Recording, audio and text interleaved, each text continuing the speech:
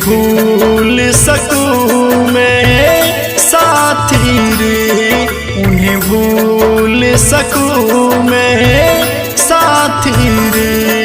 एक जाम पिला दे साकी रे, एक जाम पिला दे साकी रे। उन्हें भूल सकूं मैं साथी रे, उन्हें भूल सकूं मैं साथी रे।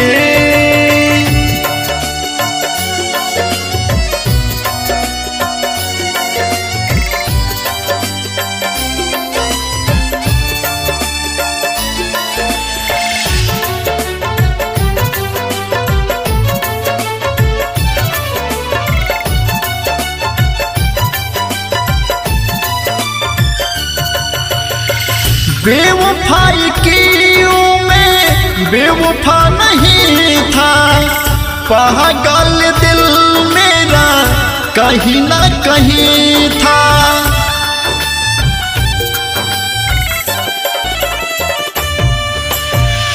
बेवफाई की मैं बेवफा नहीं था, पागल ये दिल मेरा कहीं ना कहीं था। इसी दिल से नहीं वो जाती रे, इस दिल से नहीं वो जाती रे। एक जाम पिला दे साकी रे, एक जाम पिला दे साकी रे। उन्हें भूल सकूं मैं साथी रे।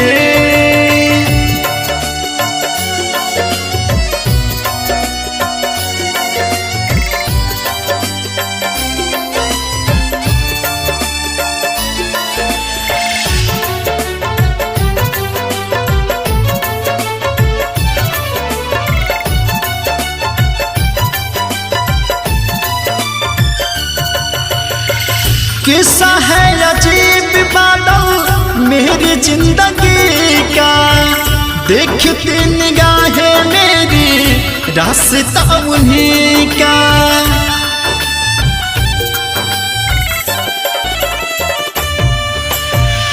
किस्सा है अजीब बादल मेरी जिंदगी का, देखती निगाहें मेरी रास्ता उन्हीं का। हाय मुन